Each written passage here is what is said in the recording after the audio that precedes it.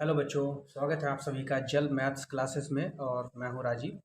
और आज हम यहां हल करने जा रहे हैं प्रश्नावली 1.2 कक्षा 10 की प्रश्न संख्या 1, जो कि बहुत ही ये पूरी प्रश्नावली आपकी बहुत ही ज़्यादा इम्पोर्टेंट है और इससे एक न एक प्रश्न परीक्षा में आता ही आता है। तो पहला प्रश्न है इसका, सिद्ध कीजिए कि √5 एक अपरिमेय संख्या है। तो इसको सिद्ध करने से पहले हम परिमेय और अपरिमेय संख्याओं के कॉन्सेप्ट को समझ लेते हैं, क्लियर कर लेते हैं। पहले परिमेय संख्याओं के बारे में जान लेते हैं। परिमेय संख्या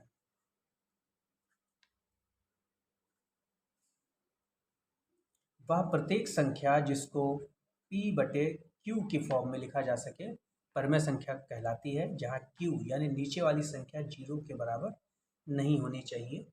तो ये इसका कॉन्सेप्ट होता है परिमेय संख्या का, यानी हर वो बटे वाली संख्या परिमेय संख्या होगी जिसमें नीचे वाली संख्या 0 ना हो, 0 से बड़ी हो, कुछ भी हो। तो ऐसी संख्याओं को हम परिमेय संख्या कहते हैं। जैसे उदाहरण के लिए हमने ये 1/2 एक परिमेय संख्या है, -3/4 परिमेय संख्या है। देखिए बटे में 0 नहीं होना चाहिए, नीचे वाली संख्या 0 नहीं होनी चाहिए। अगर हम यहाँ लिखते हैं 5, तो ये भी एक परिमेय संख्या है, क्योंकि बटे में एक सबके होता है, गुणक में भी एक सबके होता है। तो इस 5 को खाली मत समझिएगा, इसके बटे में भी एक है, तो ये भी एक परिमेय संख्या है। उसी तरह से अगर हम लिख दें 3/2, तो ये भी परिमेय संख्या है। और अगर हम लिख दें 6/0, तो ये हमारी परिमेय संख्या नहीं हो सकती, क्योंकि शर्त क्या होती है परिमेय संख्या की कि नीचे वाली संख्या q 0 नहीं होनी चाहिए। यानी नीचे वाली संख्या क्या है, 0 नहीं होनी चाहिए, यानी ये हमारी परिमेय संख्या नहीं। तो ये परिमेय संख्याएं इस प्रकार की होती हैं। अब अपरिमेय संख्या की बात कर लेते हैं। अपरिमेय संख्या ये क्या संख्या है? देखिए, अंडर रूट का मतलब होता है वर्गमूल। जैसे हमने यहाँ लिखा √4, तो आपने वर्गमूल तो निकाला ही होगा। वर्गमूल में हम जोड़े बनाते हैं, तो 4 के जो हम टुकड़े करेंगे तो 2 दूनी 4, बस 4 का जोड़ा बन गया। वो ये जोड़ा बन गया 2 का। तो इस जोड़े में से एक हम 2 बाहर ले लेते हैं और यही क्या हो जाता है, 4 का वर्गमूल हो जाता है। तो ऐसी संख्याएं जिनका वर्गमूल पूरा पूरा मिल जाए परिमेय कहलाएंगे। भाई 2 क्या है, ये परिमेय संख्या ही तो है भाई, इसके बटे में भी तो 1 है। तो अभी मैंने इससे पहले आपको बताया जो संख्या बटे में होती हैं वो क्या होती हैं, परिमेय संख्या होती है। ठीक, तो जिन संख्याओं का वर्गमूल आपको पूरा पूरा मिल जाए वो संख्याएं परिमेय होती हैं। जैसे √4 है, ये परिमेय होगी। √16 ये भी परिमेय होगी। ठीक, इसका वर्गमूल क्या मिलेगा, 4, 4 मिलेगा। बटे में एक सबके होता है, यानी ये भी नीचे वाली संख्या जो है 0 से बड़ी होनी चाहिए, तो इसमें भी है। तो ये भी भाई हमारा क्या है, ये भी परिमेय है। अब ऐसी संख्याएं, परिमेय संख्याओं की यहाँ बात हम कर रहे हैं, तो ऐसी संख्याएं जिनका वर्गमूल ना मिले, जैसे कि 2। अंडर रूट का मतलब वर्गमूल, अगर इसके हम जोड़े बनाएंगे, फैक्टर करेंगे, तो इसके जोड़े बनेंगे ही नहीं। 2 सिर्फ 2 से ही कटेगा, तो 2 1 कम 2, और इसके जोड़े नहीं बन रहे हैं। उसी तरह से √3, इसके भी जोड़े नहीं बनेंगे। 3 1 कम 3, जैसे 2 का जोड़ा ऊपर बन गया था, यहाँ नहीं बन रहा है। √5, 5 1 कम 5, तो इसका वर्गमूल हमें नहीं मिल सकता, क्योंकि इसके भी जोड़े नहीं बन सकते। तो ऐसी प्रत्येक संख्या जिनका हमें वर्गमूल पूरा ना मिले क्या कहलाएंगी, अपरिमेय संख्या कहलाएंगी। वैसे इनका वर्गमूल निकल सकता है, लेकिन वो पॉइंट में जाएगा, दशमलव में जाएगा। हमें पूरा पूरा वर्गमूल चाहिए। तो हर प्रत्येक ऐसी संख्या जिसका वर्गमूल हमें ना मिले पूरा पूरा क्या कहलाएगी, अपरिमेय संख्या कहलाएगी। जैसे √2 अपरिमेय है, √3 अपरिमेय है, √5 अपरिमेय है। और इसके बाद अगर बाद की बात करें तो √7 भी इसी तरह से होगा, और √11, √13, इस प्रकार। तो ये हमारा परिमेय और अपरिमेय संख्याओं का कॉन्सेप्ट था। अब हम अपने सवाल की ओर चलते हैं। तो सवाल हमारा क्या है कि सिद्ध कीजिए कि √5 एक अपरिमेय संख्या है। तो इसको हल करते हैं। तो हम यहाँ लिखेंगे, हम उल्टा मानेंगे, जैसे ये सिद्ध करवा रहे हैं कि सिद्ध कीजिए कि √5 एक अपरिमेय संख्या है, तो हम मानेंगे माना √5 एक परिमेय संख्या है।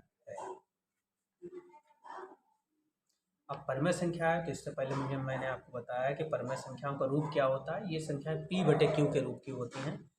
इसका मतलब है इस √5 को भी हम क्या लिख सकते हैं, p/q के रूप में हम लिख सकते हैं। और q = क्या होता है, नॉन जीरो होता है। यहाँ पर लिख देते हैं जहाँ pq पूर्णांक है जिनका एक के अतिरिक्त कोई उभयनिष्ठ गुणनखंड नहीं है। उभयनिष्ठ गुणनखंड नहीं। इसका मतलब ये है कि ये संख्याएं p और q ऐसी हैं कि ये सिर्फ और सिर्फ एक से ही कटेंगी और किसी से नहीं कटेंगी, एक से विभाजित होंगी, अन्य किसी संख्या से विभाजित नहीं। तो चलिए अब हम इसको हल करते हैं। देखिए q की तिरछी गुणा होगी √5 से, तो हम यहाँ लिखते हैं √5 q बराबर में क्या है, p। अब हम यहाँ दोनों ओर वर्क कर लेते हैं, क्योंकि अंडर हटाने के लिए हमें क्या करना पड़ेगा, दोनों ओर वर्क करना पड़ेगा। तो यहाँ लिखते हैं दोनों ओर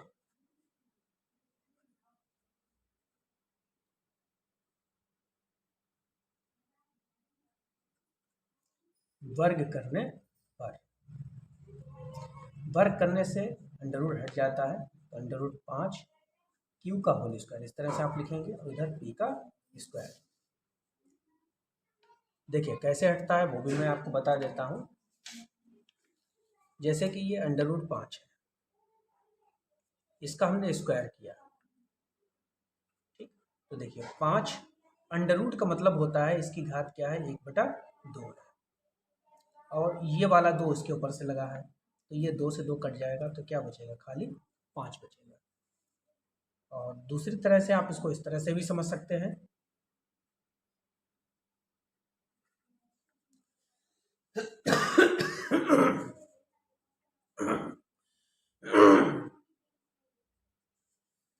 इसको आप इस तरह से भी समझ सकते हैं, दूसरे प्रकार से भी। जैसे जिस भी संख्या की जितनी घात लगी होती है उसको गुणा में उतनी ही बार लिखा जाता है। तो √5 की घात कितनी है, 2, तो हम इसको 2 बार लिखेंगे, ठीक। फिर हम इसकी गुणा करेंगे तो ये आएगा √5 × 25। अब अंडर का मतलब वर्गमूल होता है, यानी 25 का वर्गमूल क्या होता है, 5 होता है। तो इस तरह से भी आप इसको समझ सकते हैं। तो यहाँ पर देखिए क्या है, स्क्वायर से अंडर कैंसिल, केवल 5 बचा, ये q² बराबर p²। अब ये q² के साथ 5 जो है वो गुणा में है, गुणा वाली संख्या कहाँ आती है, बटे में आती है। तो q² p²/5। अब बटे 5 का मतलब क्या हुआ कि p² में 5 से भाग दिया जा सकता है। तो हम लिखते हैं यहाँ पर, क्योंकि 5 p² को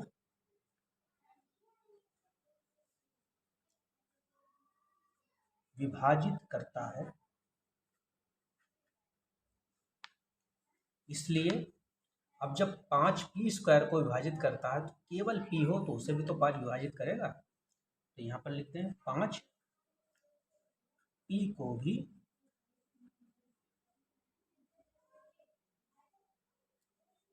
विभाजित करता है। इसको समझने के लिए देखिए, जैसे कि p की जगह पर इस पी की जहाँ पर कोई हम संख्या मान लेते हैं, हमने यहाँ 10 मान लिया, 10, तो 10 का स्क्वायर बटे 5 है यहाँ। अब देखिए 10 का स्क्वायर कितना हुआ, 10 का स्क्वायर मतलब 10 की 10 से गुणा, यानी कि 10 धाम 100 हो गया, 100 बटे 5। तो देखिए 100 5 से कटेगा, 5 दूनी 10, 0 कट गया। तो भाई 10 का स्क्वायर जब 5 से कटेगा तो खाली 10 भी तो 5 से कटेगा। देखिए 10 को हम आसानी से 5 से काट सकते हैं, तो 5 दूनी 10। तो ये इसका मतलब था। तो हम इसको मान लेते हैं इक्वेशन नंबर, समीकरण 1। अब आगे बढ़ते हैं। अब हम मानते हैं माना जिस भी संख्या के बटे में 5 आए उसकी जहाँ पर आपको एक नई संख्या माननी है, तो हम मान लेते हैं माना P बराबर 5R। भाई P Q के बाद क्या आता है, R आता है, इसलिए हमने R मान लिया, क्योंकि P Q तो हमारे पास थे ही ऊपर। ये क्या है, एक तरफ P है एक तरफ Q है, तो हमने इसकी यहाँ पर P की जहाँ पर क्या मान लिया, R मान लिया। ठीक, अब आप Q की जहाँ पर मत मान लीजिएगा, हमें P के की जहाँ पर मानना है 5R। अब P की जहाँ पर हमने R लिया, ये 5 कहाँ से लिया, क्योंकि हमसे सिद्ध करवा रहा है कि सिद्ध कीजिए कि √5 एक अपरिमेय संख्या है। तो जो भी सिद्ध करवाया जाए वो संख्या आप यहाँ पर रखिएगा। यहाँ लिख देते हैं जहाँ R कोई पूर्णांक है, R भी क्या है, पूर्णांक संख्या है, इस तरह से। अब ये जो मान है, इस मान को हम समीकरण 1 में रख देते हैं। ठीक, लिख दो P का यह मान समीकरण 1 में रखने पर, तो समीकरण 1 में इसको रख देते हैं। तो समीकरण 1 क्या है, ये है, यहाँ P की यहाँ पर आपको 5R रख देते हैं, तो रख देते हैं। तो Q स्क्वायर बराबर इस P की जहाँ पर हम रख देंगे 5R, क्योंकि P बराबर हमने 5R ले लिया है। देखिए P के ऊपर क्या लगा है, स्क्वायर, इसके ऊपर भी लग जाएगा, और बटे में क्या है, 5 है, तो हम इस तरह से इसको लिख देते हैं। तो Q स्क्वायर बराबर 5R का हम स्क्वायर करेंगे, तो 5 का स्क्वायर क्या होता है भैया, 5 पंजे क्या होते हैं, 25। R के ऊपर आप स्क्वायर ऐसे ही लगा दीजिए और बटे में 5 कर दीजिए। तो 5 से 25 5 बार में कट जाएंगे, तो 5 पंजे 25। तो Q स्क्वायर बराबर आया 5R स्क्वायर, या हम इसको पलट के भी लिख सकते हैं। ये 5 कहाँ आएगा, Q के बटे में। ठीक, तो इस 5 को हम Q के बटे में ले आते हैं, लेकिन हम लिख रहे हैं इसको इधर। हम इसको इधर ले गए तो ये Q स्क्वायर बटे 5 हो गया, वो हमने इधर लिख दिया, और इधर R बचा वो हमने इस तरफ लिख दिया, पलट के लिख दिया, बस किया हमने कुछ नहीं है। अब ये बन गई हमारी समीकरण नंबर 2, समीकरण नंबर 2। अब देखिए Q स्क्वायर के बटे में 5 आ रहा है, इसका मतलब क्या है, समीकरण 1 की भांति इसको भी हम लिखेंगे, चूंकि 5 Q स्क्वायर को विभाजित करता है,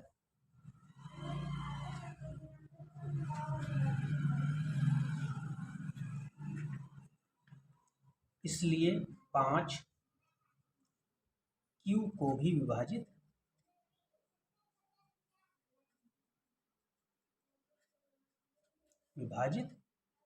करेगा। अब समीकरण 1 और 2 से हमें क्या पता लग रहा है, हमें पता लग रहा है, देखिए ये समीकरण 1 है, P किससे विभाजित हुआ, 5 से, और समीकरण 2 में Q किससे विभाजित हुआ, 5 से विभाजित हुआ। इसका मतलब ये है कि P और Q का अभाज्य गुणनखंड क्या है, 5 है। जबकि हमने क्या माना था, हमने माना था कि P और Q का उभयनिष्ठ गुणनखंड 1 के अतिरिक्त कोई दूसरा नहीं हो सकता, हमने 1 माना था इसका। तो हमने जो माना था यहाँ निकल के आया इसका उल्टा, विपरीत निकल के आया। तो हम लिखेंगे यहाँ पर,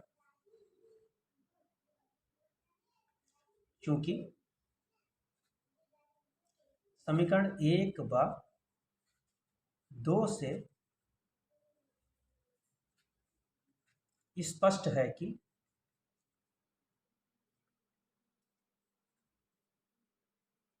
पी क्यू का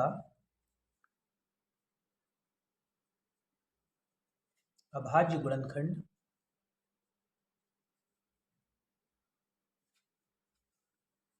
पांच है, जबकि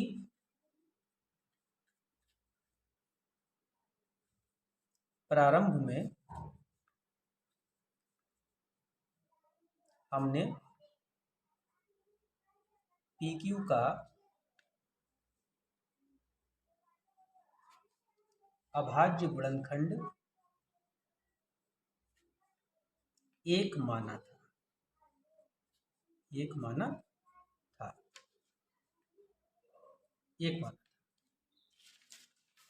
तो यहां पर लिखेंगे, यहां पर विरोधाभास प्रकट हो रहा है,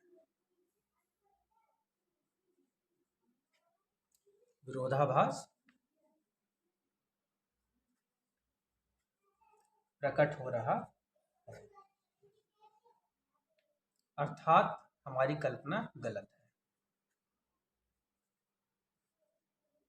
अर्थात हमारी कल्पना या हमारा मानना गलत, हमारा मानना गलत है।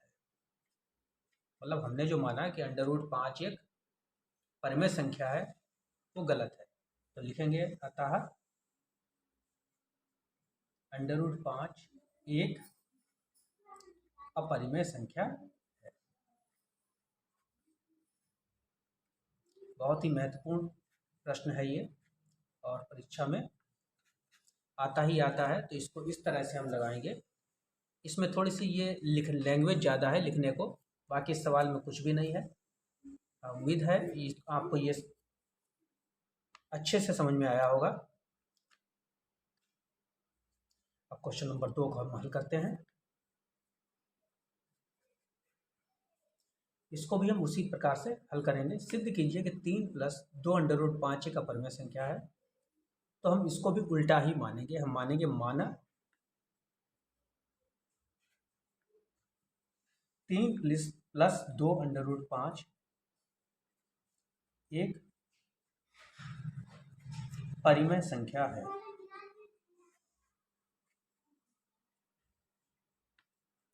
तो ये परिमेय संख्या है, तो इसको भी हम P/Q के रूप में लिख सकते हैं। तो 3 + 2 √5 बराबर P/Q।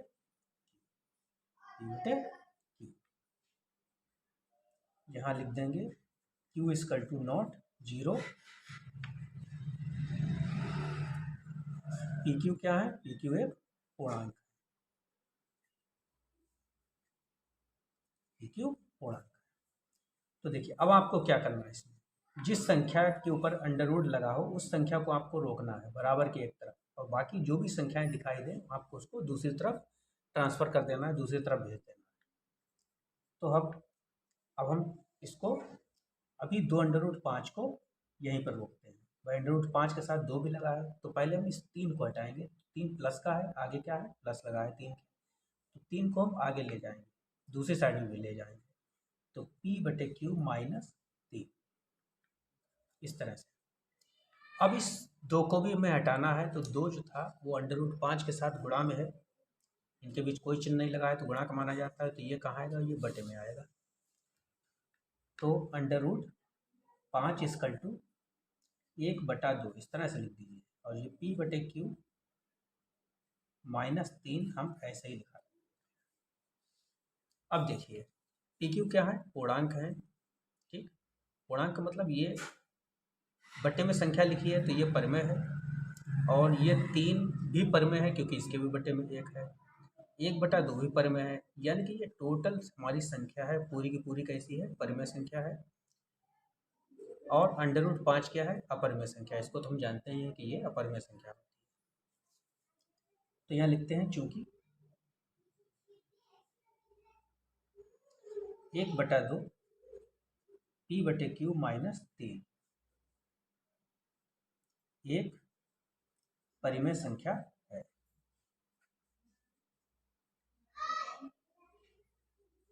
परिमेय संख्या है, इसको मान लेते हैं समीकरण नंबर 1। तब √5 भी एक परिमेय संख्या है, परिमेय संख्या होगी।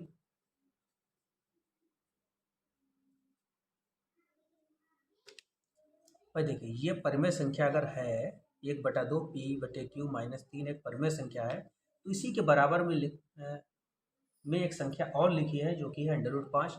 अब ये अगर परिमेय है तो इसको भी परिमेय होना चाहिए, परंतु हम जानते हैं कि √5 क्या होती है, एक परिमेय संख्या होती है।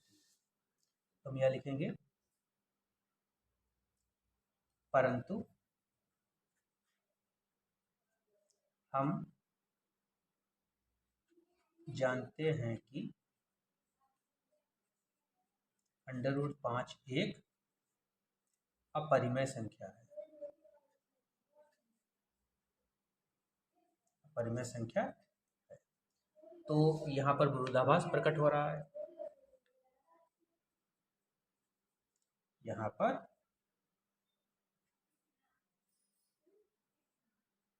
विरोधाभास प्रकट हो रहा है, अर्थात हमने जो माना वो गलत है।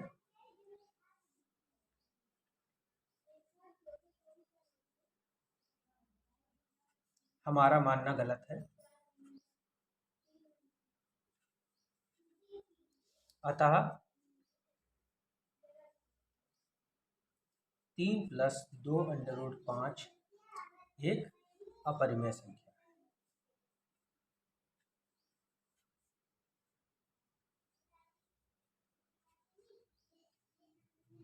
अपरिमेय संख्या। तो इस तरह से ये क्वेश्चन नंबर 2 भी कंप्लीट हुआ। देखिए, ये लिखने में अगर आपको कोई दिक्कत आनी नहीं चाहिए, आप चाहें तो इसको थोड़ा सा शॉर्ट भी कर सकते हैं। बस इस तरह से अगर आप लिखेंगे तो पूरे पूरे नंबर आपको मिलेंगे। तो चलिए अब बढ़ते हैं इसके तीसरे सवाल की ओर। तीसरा सवाल जो है हमारा वो ये रहा। तीसरे सवाल के 3 भाग,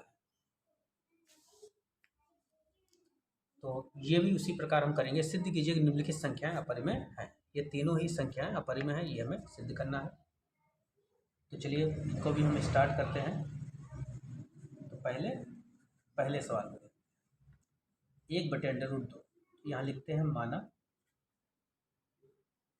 उल्टा मानेंगे इसे भी। 1/√2 एक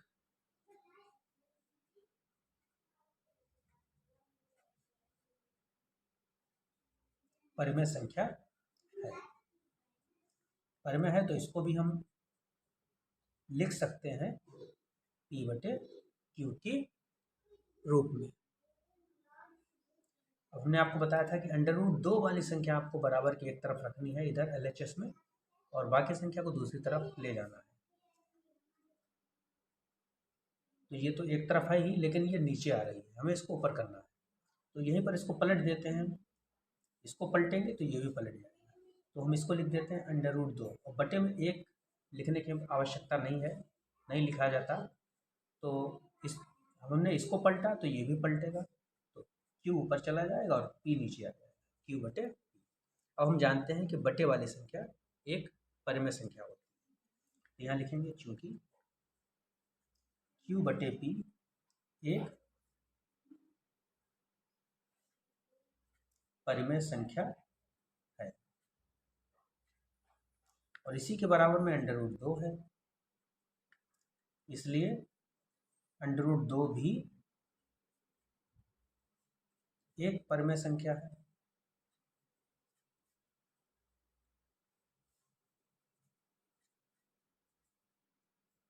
परंतु हम जानते हैं कि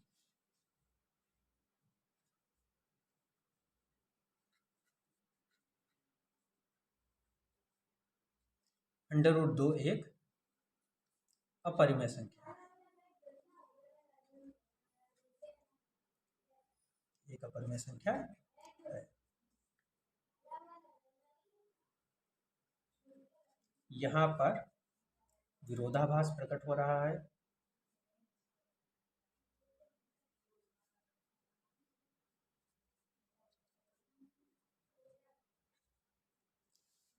अतः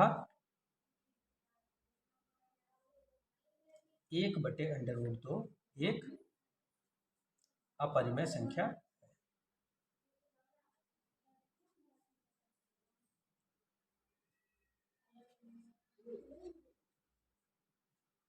एक अपरिमेय संख्या है। ठीक, ये रहा हमारा फर्स्ट क्वेश्चन तीसरे का। अब सेकंड क्वेश्चन भी इसी प्रकार हम लगाते हैं, हल करते हैं इसको भी। 7√5 है ये, तो इसको भी हम उल्टा ही मानेंगे। माना 7√5 एक परिमेय संख्या है।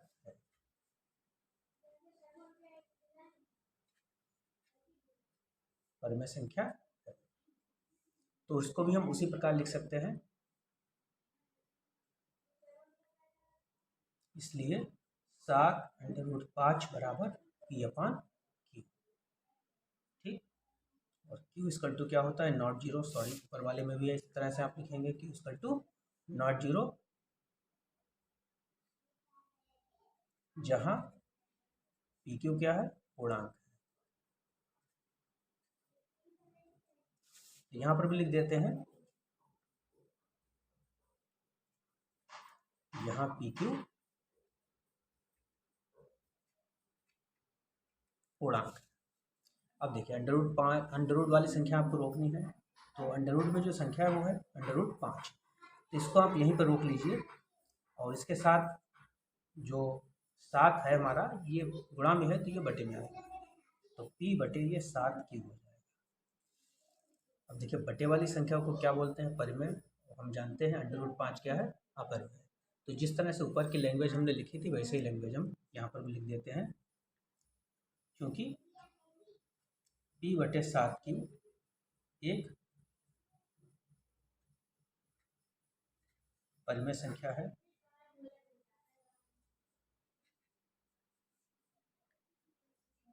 इसलिए अंडर रूट 5 भी एक परिमेय संख्या है।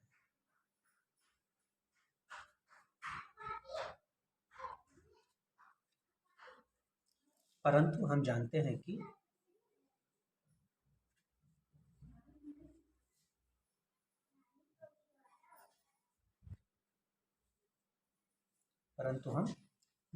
कि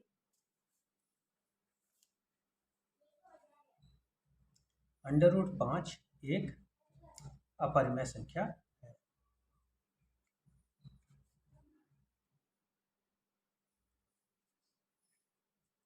अर्थात हमारी कल्पना गलत है।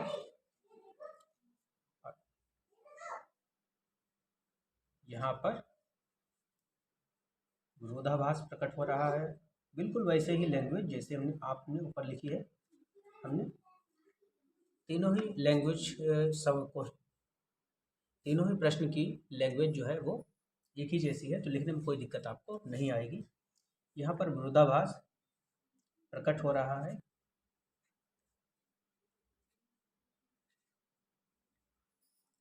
अतः 7√5 एक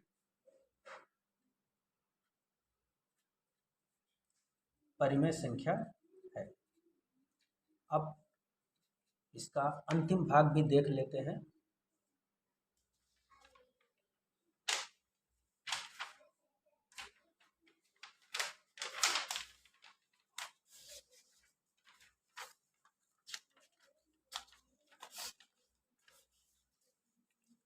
चलिए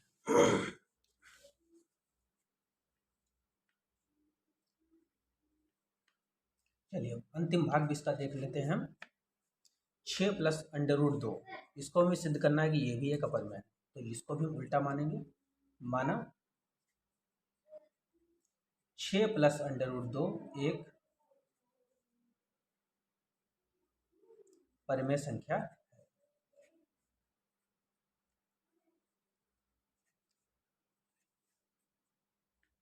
यानी कि हम इसको भी P बटे Q के रूप में लिख सकते हैं, और Q इसका टू क्या होता है, नॉट जीरो, और जहाँ PQ क्या है, पूर्णांक है, लिख देंगे PQ पूर्णांक है।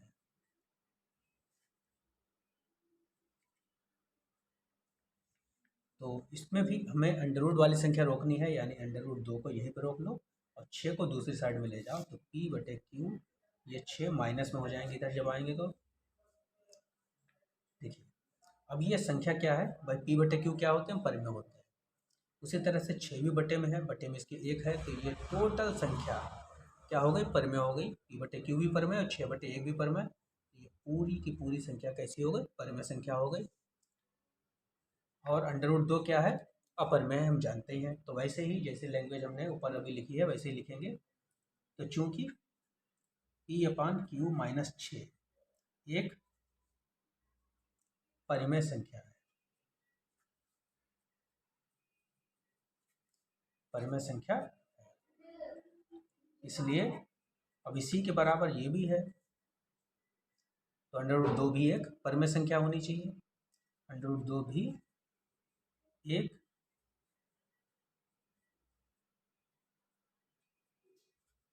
परिमेय संख्या होगी,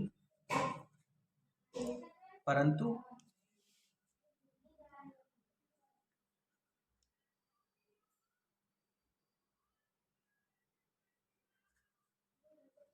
हम जानते हैं कि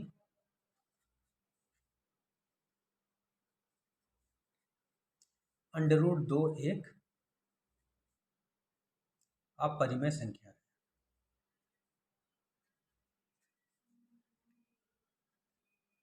अपरिमेय संख्या है।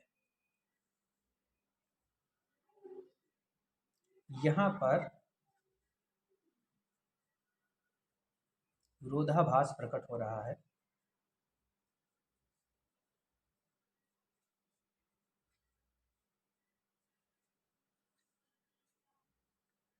अर्थात अतः 6 प्लस अंडर रूट 2 एक अपरिमेय संख्या है।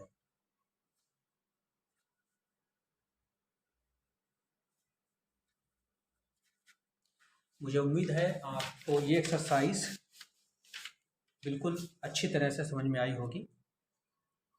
तो कमेंट करके आप मुझे इसके बारे में बताइएगा ज़रूर। और वीडियो देखने के लिए आप सभी का बहुत बहुत धन्यवाद। अगर आपने इस चैनल को सब्सक्राइब नहीं किया है तो प्लीज़ सब्सक्राइब कर लीजिए, और वीडियो को लाइक और शेयर भी ज़रूर कीजिएगा। धन्यवाद।